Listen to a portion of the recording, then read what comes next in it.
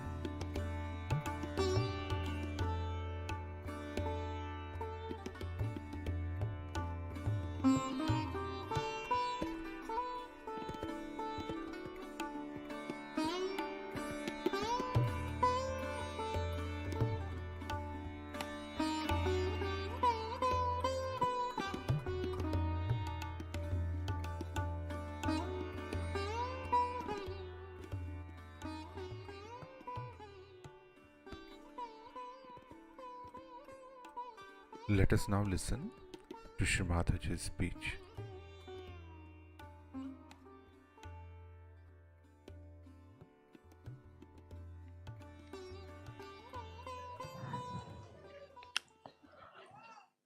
Today we have gathered here to do Sri Ganesha Puja.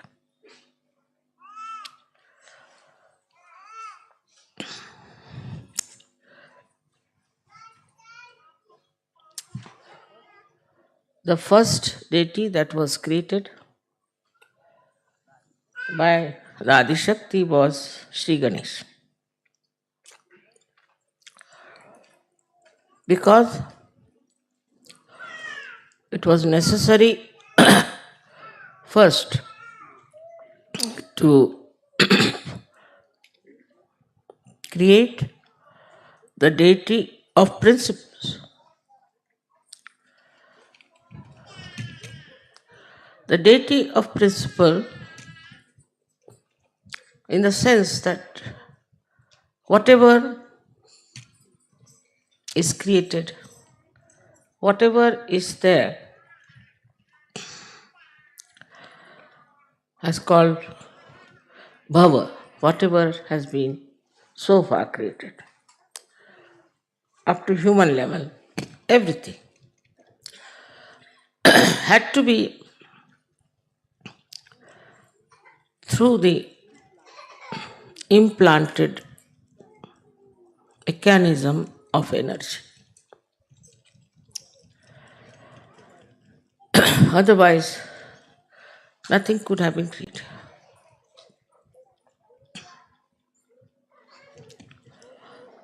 If you go into the matter, say sulfur dioxide, then sulfur and oxide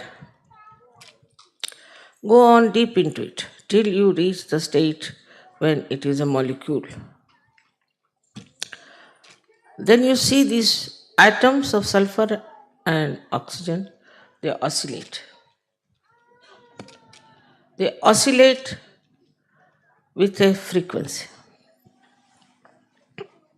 There are three types of frequencies they use. Now imagine in the molecule, think of it. In the molecule of a substance, there is an energy which is active. Now one may say that why should be in matter there is energy? One can ask a question, why there should be energy in matter?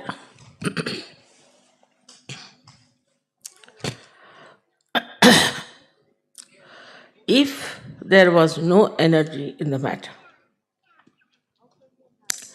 how can you have all chemical compounds? Who pushes them?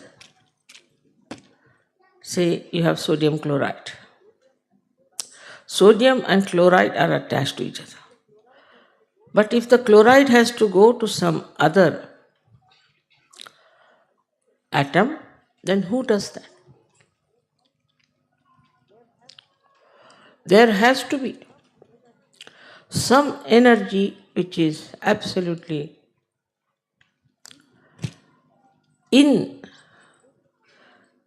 built into matter. Now we may say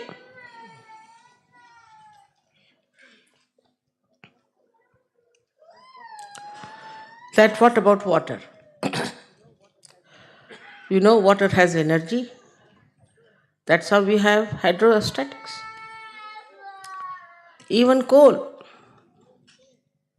even stones, all of them have got energy within themselves. And it is all controlled by the principle of Sri Ganesh. So though he is such a small, tiny little child, how great is his work and how much he has to work out. Now from matter you move, say, to living plants, then to animals, then to human beings. And everywhere his energy works. At the level of matter, they might call it electromagnetic. But potentially, it is the energy of Sri Ganesh, which is electromagnetic at that point. Then it starts evolving, growing. That's how we have different stratas of energies that we see in different growth of the evolution.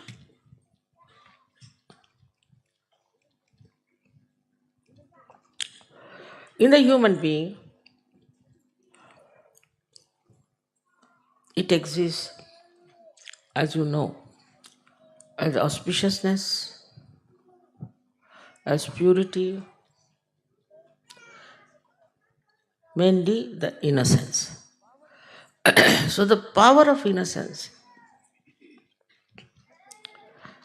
is such a guiding factor. There's a difference between ignorance and innocence. If you are innocent, then to you, nothing is important except for love. For an innocent person who is not conditioned, who is not egoistical, who is not so called mature, it is the love that it understands. It doesn't care for any wealth, any power, anything, but the love that it can feel, the pure love of a person. Innocent person has no understanding of gaining anything out of the love he receives or he gives. No sense at all. Innocence is the basis of all the dharmas. If you have no innocence, you cannot follow dharma. Because if you are dharmic, it is maybe a mental attitude, maybe egoistical, maybe because you are born in a religion, because somebody has told you about it. It's going to be very superficial. Unless and until it is embedded in the quality of innocence, dharma has no meaning. In that state, you are dharmic. You are beyond any thinking about it, of any deductions about it, but you are dharmic. You cannot be a dharmic. You cannot be. As if the manifestation of innocence is morality. Once Sri Ganesha is awakened, I hope he has been awakened in all of you. And if you respect him, just respect him, then automatically you develop a sense of morality. I don't have to tell you. I don't have to explain to you. You just become moral. People who have seen you are quite amazed and said that, how is it that their eyes are fixed, so innocent, without any lust and greed? Is the light of Sri Ganesha from the back agya, front agya, is Jesus Christ, who is the manifestation of Sri Ganesha.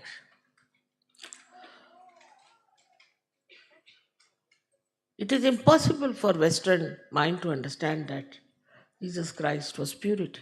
They can't understand. And they have criticized him and said horrible things against him. Somehow he is forgiving them. But one thing about Sri Ganesh is that he worships his mother. Motherhood is very important. Motherhood in the women, motherhood in the father, and also in the children has to be accepted as the mainstay of family life and society.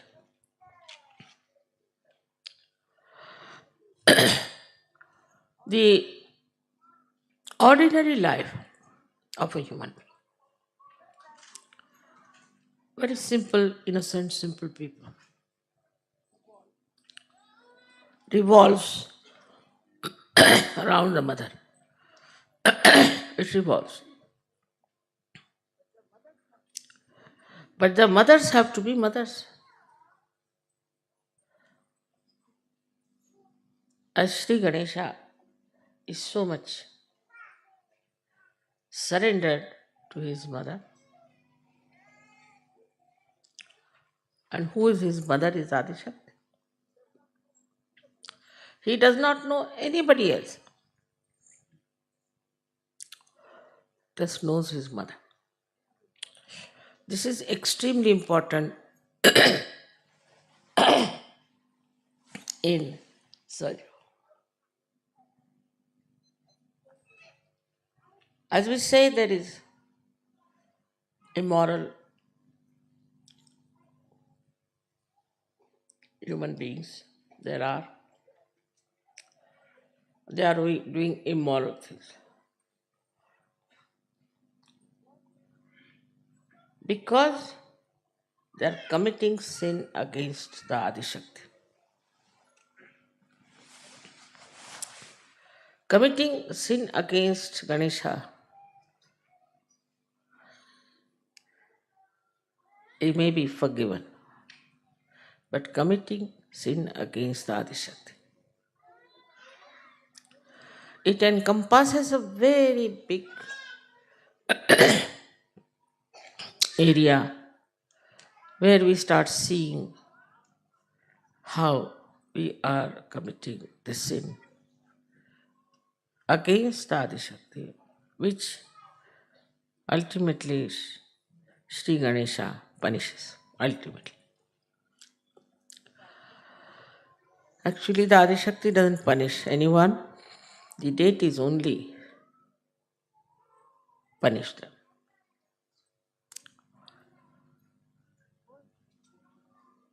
First and foremost thing that is to be understood, that innocence should be respected.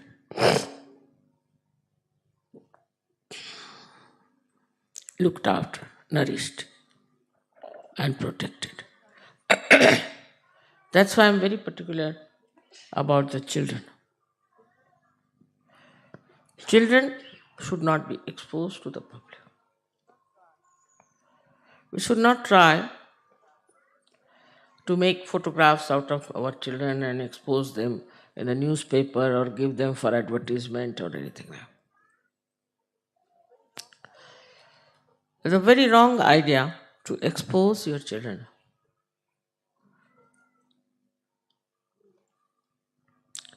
To gain some money out of them. In any way. In the smallest way also. Because we are selling the innocence which is invaluable, writ large on the children. Many children I know who have been advertised and all that, especially in India, have died. Also, we have to look after our children with great care. But we go to two extremes, I've seen.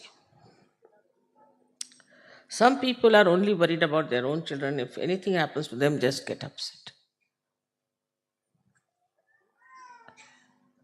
That means you are respecting your child because he's your child. But if you are respecting him because he carries innocence with him, then you have to respect every child.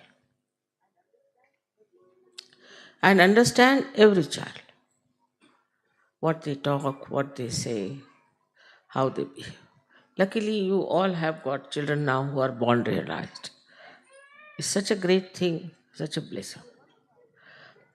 So, on one side, we have to see how innocent they are and how they talk. I'll give you an example. Bhagwan, no, this Wolfgang was very serious. And his wife told me that we were taking him to the hospital. So, his doctor says, "Why are you taking him to the hospital? There are no surgeons there. How will they correct his chakras?" Innocently said the correct thing. And they couldn't do, doctors didn't do anything. I had to cure him. Take him to mother. Why are you taking him to the hospital? They see the right point and say the right thing because they're innocent, and innocence means they have pure attention. Pure attention for anything you need. Say music, for art, for anything you have to have pure attention, and that comes through your innocence. Say a person who is an artist and who is very money oriented, say for example, a person who is doing some paintings and all that. His art cannot become eternal art, cannot. That's why we see in modern times whatever art is created, it just comes and goes. It has no eternal value. Same with the modern music that they are having. The same thing is happening. It comes and goes, and no one knows where it has disappeared. Behind it is money orientation. And that money orientation results into a kind of a creation which is not perfect. All creations which were dedicated to God in the olden times are being today very much respected, and people pay a lot of money for that. Maybe at that time the artist must have suffered. But they understood, innocent artist understood very much that if we have to express, we must truthfully do it, not to please the people, not to please anyone, but to please God. As you know, that Michelangelo had a big fight with this Pope here because he couldn't tolerate nonsense that was coming from the Pope. All the artists always have been fighting, real artists. So, this innocence also gives you a power of self understanding.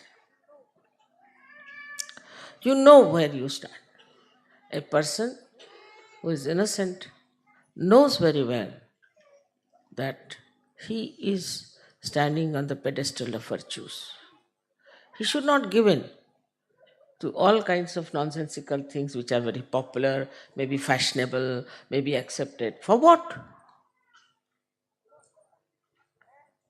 For what are we going to sacrifice our innocence? What is our gain? Maybe some people are too brilliant and they may try to show off with their brilliance for a short time, but they don't remain in the eternal history. They go as egotistical people or as very dishonest people. Nobody respects them. So there is a big attack on the innocence of people. Big attack. First, it comes from children. As you see this nonsense that is going on, which we hear about, I mean, I can't even understand why they do it. They do it on children, these funny attacks of abusers. It's just because they want to kill the innocence. Perhaps those who do it have no innocence in them, and they don't want the children to have any innocence left in them. Otherwise, in India is something we can't understand, really, we can't understand. But it is becoming much more prevalent, much more fashionable now, because there is definitely an attack on innocence. Not only on children, but even on people who are innocent. Because those who have deliberations in criminality, in all kinds of sinful act, will never try to protect innocence. Never. Because juxtaposition is there. They are doing something which they think is the best. I don't know if they think that way, but I don't know what justifies their behavior like this is to attack the innocence of children. In so many ways, you will find this innocence is being attacked. If your children are doing well, if they are studying well, somebody might try to catch hold of them. If some person they find is an innocent person, they will try to put him into trouble. The innocence is sort of is itself is such a power that it challenges the hatred, the abusive nature of people. First of all, we should see that how our conditioning takes over our innocence. It makes you extremely ritualistic. Even in Sahaja Yoga, I've seen, I've heard also that people are extremely, uh, sorry, where is it?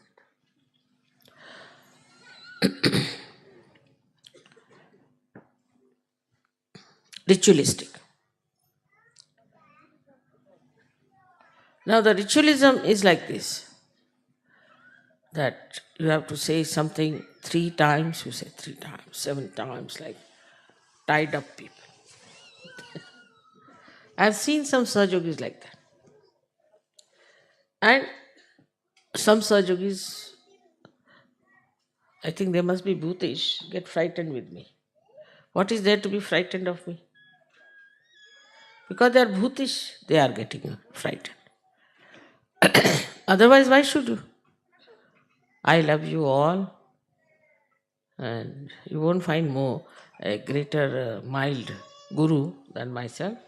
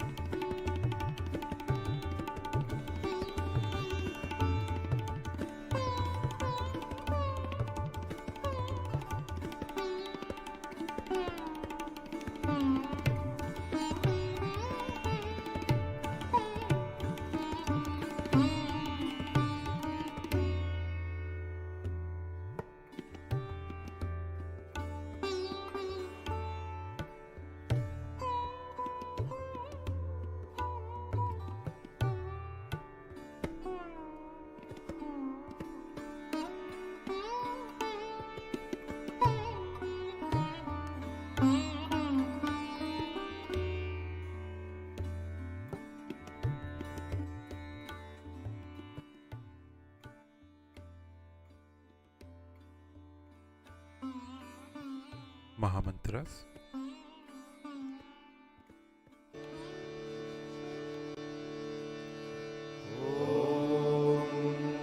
त्वमेव साक्षात् श्री महालक्ष्मी महासरस्वती महाकाली त्रिगुणात्मिका कुण्डलिनी साक्षात् श्री आदिशक्ति माताजी श्री निर्मला देव्यै नमो नमः। ॐ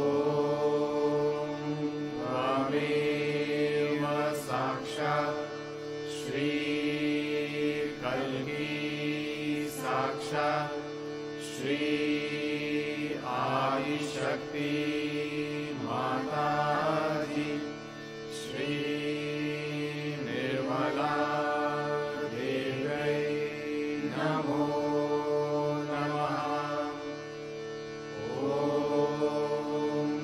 त्वमेव साक्षात् श्री कल्की साक्षात् श्री सहस्रार स्वामिनी मोक्षप्रदायिनी माताजी श्री निर्मला देव्यै नमो नमः।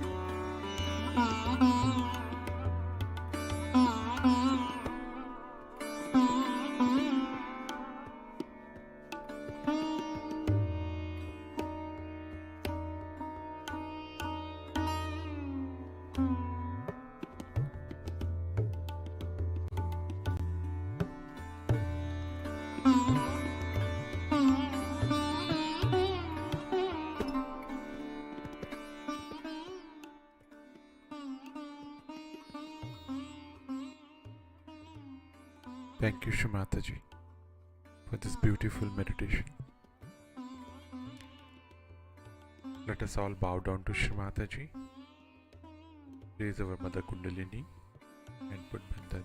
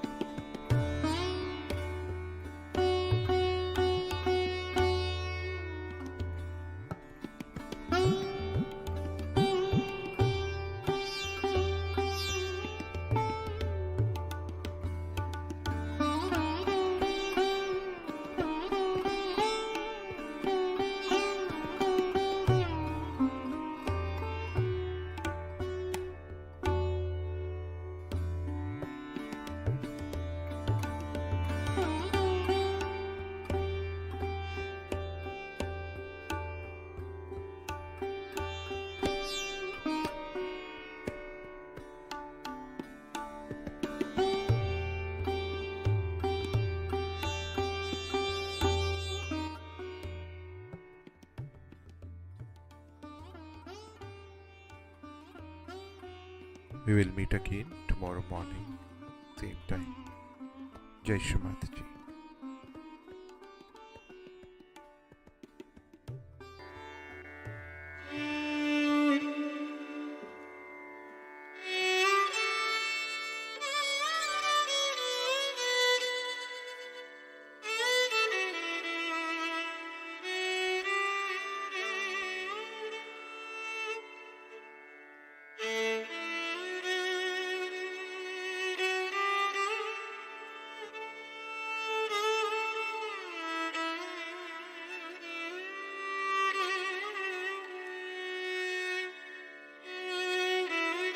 Thank you.